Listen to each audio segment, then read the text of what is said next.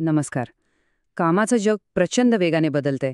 पण मग ह्या बदलाच्या लाटेवर स्वार होऊन आपण आपलं करिअर यशस्वी कसं करू शकतो? आज आपण 2026च्या नोकरी बाजाराचं भविष्य पाहणार आहोत आणि समजून घेणार आहोत की नेमक्या संधी कुठे दडलेल्या आहेत. चला सुरुवात करूया. खरं तर हा प्रश्न आपल्यापैकी अनेकांच्या मनात येतो नाही का? तंत्रज्ञानाचा वेग पाहता करिअरबद्दल थोडीशी अनिश्चितता वाटणं अगदी स्वाभाविक आहे. पण गंमत म्हणजे याच अनिश्चिततेतच संधी दडलेल्या आहेत. आजच्या या विश्लेषणात आपण त्याच संधी शोधणार आहोत. यशस्वी होण्यासाठी आता फक्त मेहनत पुरेशी नाहीये. हे बदल का होत आहेत, यामागची कारणं काय आहेत, हे समजून घेणं खूप महत्वाचं आहे. आणि आजचं हे विश्लेषण आपल्याला नेमकं हेच समजून घ्यायला मदत करणार आहे. तर आजच्या या प्रवासात आपण काय काय पाहणार आहोत? आपण 2026चं करिअरचं चित्र बघू.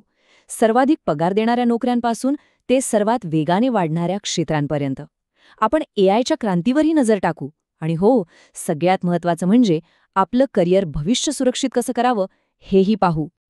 चला तर मग सुरुवात करूया. सर्वात आधी सध्याची परिस्थिती पाहूया.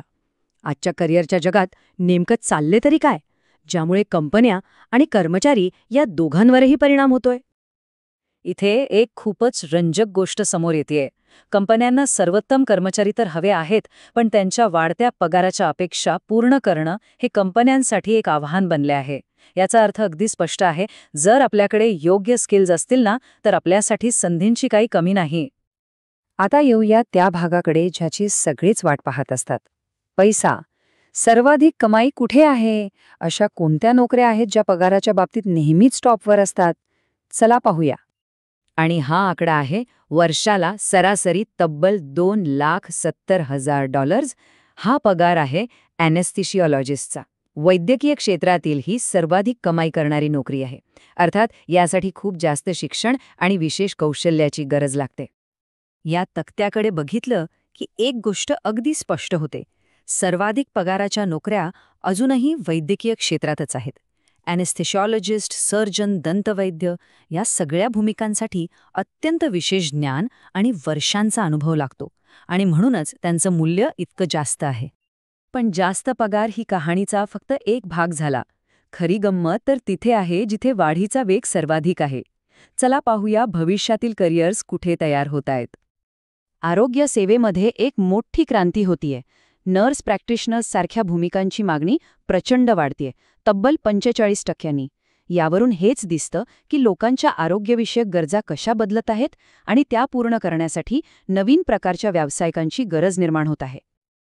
मग सर्वात मोठी वाढ कुठे दिसतीये? 3 क्षेत्र आहेत: तंत्रज्ञान, पर्यावरण आणि हो, रिमोट वर्क. एआय विशेषज्ञ, अक्षय ऊर्जा अभियंता, सायबर सुरक्षा विश्लेषक, डेटा सायंटिस्ट या सगळ्या भूमिका आजच्या जगाच्या सर्वात मोठ्या आव्हानांना आणि संधींना थेट उत्तर देत आहेत. आता हे बघा, तंत्रज्ञानाच्या प्रगतीमुळे डेटा इथिसिस्ट सारखी पूर्णपणे नवीन पदं तयार होत आहेत. विचार करा, म्हणजे यांचं काम काय? कंपन्या आपला डेटा कसा वापरतात, तो नैतिक आहे की नाही, हे सुनिश्चित करण्याचं महत्त्वाचं काम हे व्यावसायिक करतात. पण या सगळ्या बदलांच्या केंद्रस्थानी आहे एकच शक्ती: आर्टिफिशियल इंटेलिजन्स, म्हणजेच एआय. चला बघूया एआय नोकरीच्या बाजारात नेमकं काय वादळ आणतंय. गोल्डमन सॅक्सच्या एका रिपोर्टनुसार एआयमुळे तब्बल 30 कोटी 30 कोटी पूर्णवेळ नोकऱ्या बदलल्या जाऊ शकतात किंवा स्वयंचलित होऊ शकतात. हा एक प्रचंड मोठा आकडा आहे आणि तो आपल्याला बदलासाठी तयार राहण्याची स्पष्ट सूचना देतो. इथे एक महत्त्वाचा फरक समजून घ्या.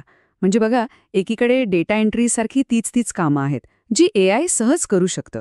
पण दुसरीकडे या एआयला दिशा कोण देणार, त्याचं व्यवस्थापन कोण करणार? इथेच एआय प्रॉडक्ट मॅनेजर आणि एआय एथिसिस्ट सारख्या नवीन अधिक धोरणात्मक भूमिका तयार होत आहेत. पण थांबा, एक दुसरी वास्तववादी बाजू पण आहे. एका रेडिट युजरच्या शब्दात सांगायचं झालं तर या वेगाने वाढणाऱ्या टेक क्षेत्रात प्रवेश करणं विशेषतः सुरुवातीला खूप आव्हानात्मक असू शकतं. अनुभव आणि योग्य नेटवर्कशिवाय ते जवळजवळ अशक्य वाटू शकतं. तर मग सगळ्यात महत्त्वाचा प्रश्न हा आहे की ह्या सगळ्या बदलांना सामोरं जाऊन एक मजबूत करिअर कसं उभं करायचं? तर मग या बदलत्या जगात टिकून कसं राहायचं? 4 सोप्या गोष्टी लक्षात ठेवूया. पहिलं, नेहमी नवीन गोष्टी शिकत रहा. दुसरं, सॉफ्ट स्किल्स विकसित करा, कारण मशीन माणसांशी संवाद साधू शकत नाही. तिसरं, बदलांना स्वीकारा.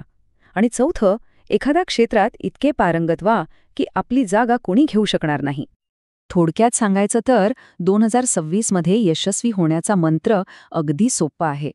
तांत्रिक कौशल्य आणि मानवी कौशल्य यांचा संगम. आपल्याला कोडिंग आणि डेटा विश्लेषण यायला हवं, पण त्याचवेळी सहानुभूती आणि संवाद साधण्याची क्षमताही तितकीच किंबहुना जास्त महत्वाची असेल.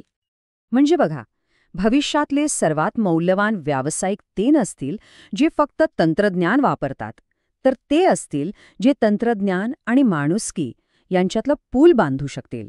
केवळ तंत्रज्ञान वापरणं महत्वाचं नाहीये, तर ते मानवाच्या भल्यासाठी कसं वापरायचं हे समजणं महत्वाचं आहे.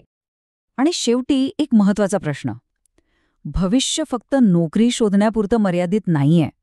खरा प्रश्न हा आहे की या बदलत्या जगात आपण कोणतं नवीन मूल्य निर्माण करणार आहोत. यावर नक्की विचार करा.